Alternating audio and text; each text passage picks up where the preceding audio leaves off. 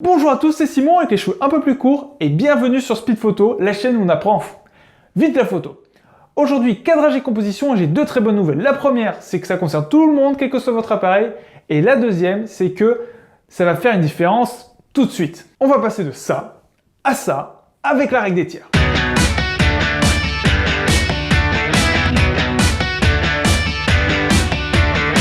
Petite remarque avant de commencer.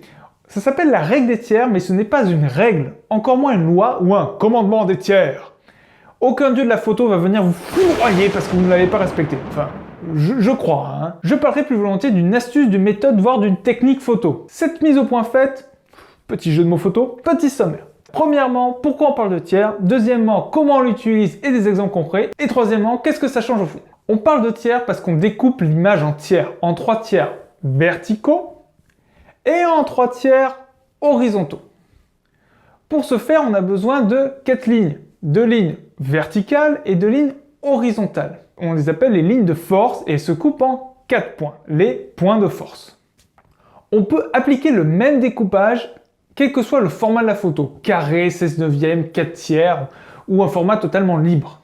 Vous remarquerez qu'il n'y a pas de ligne qui passe au centre et du coup aucun point de force au centre de la photo. L'idée est qu'on va aligner des éléments de la photo ou mieux les sujets avec ces lignes et ces points. Vous retrouverez probablement ces lignes de tiers sur votre appareil photo quand vous prenez une photo, sur l'écran de votre appareil photo quand vous prenez une photo et quand vous utilisez un outil de recadrage, que ce soit sur votre portable ou sur votre ordinateur. Très souvent, ça apparaîtra en surimpression les lignes de la règle des tiers.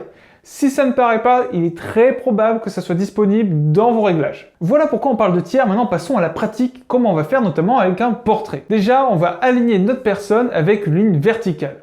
Donc, on ne va pas centrer le sujet, on va le mettre soit à gauche, soit à droite. Et c'est l'inverse pour vous. On va aligner les yeux avec une des lignes horizontales.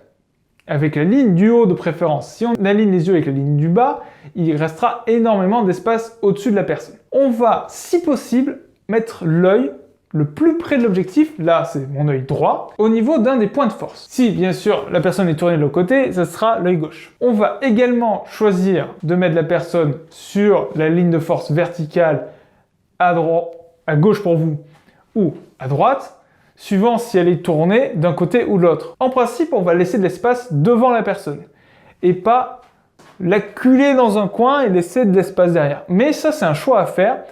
Très souvent, on laisse de l'espace devant, mais vous pouvez aussi volontairement coincer la personne dans un coin. En paysage, on va aligner l'horizon avec une ligne horizontale. Là, forcément, de suite, vous comprenez que l'horizon ne sera pas au centre de la photo. Vous allez devoir choisir si vous laissez 2 tiers de ciel et 1 tiers du reste du paysage, ou 2 tiers du paysage, soit la montagne, le désert, le champ, tout ce que vous voulez, et 1 tiers de ciel. Bien souvent, vous ferez le choix très simplement, c'est le ciel qui est très intéressant dans la photo, je lui laisse 2 tiers.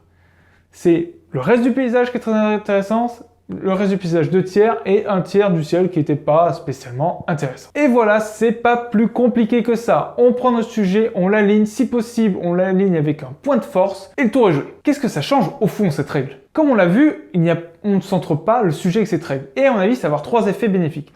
Premièrement, on a tous tendance à spontanément centrer le sujet, parce qu'au moins, voilà, c'est lui, il est au centre, et on va arrêter de faire ça. Ce qui va nous pousser à réfléchir à notre cadrage et composition. Vous avez bien vu, quand je me suis mis sur le côté, j'ai pensé, je regarde en sens, j'ai laissé l'espace en sens.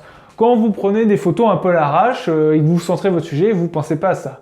Là, en pensant à cette règle, vous allez vous forcer à penser, dans quel sens il regarde, est-ce que je suis au bon endroit, est-ce que j'ai trop d'espace au-dessus de la tête, pas assez?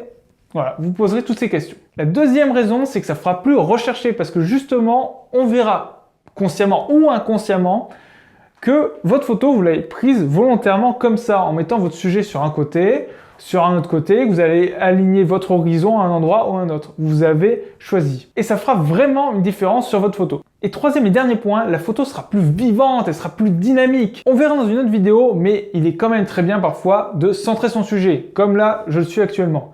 Mais il faut que ça soit choisi. Vous choisissez de décentrer ou de centrer, mais vous le choisissez, vous prenez la décision. Pour résumer, ce n'est pas une règle, mais une astuce. On découpe notre image en tiers verticaux, en tiers horizontaux, et on aligne notre sujet avec des lignes horizontales, verticales, et encore mieux avec les points de force. C'est simple et efficace. Essayez ça chez vous, laissez en commentaire votre avis, j'ai très envie de savoir qu'est-ce que vous en pensez. J'espère que cette vidéo vous a plu, n'hésitez pas à la liker, à la partager, et à très bientôt sur Speed Photo.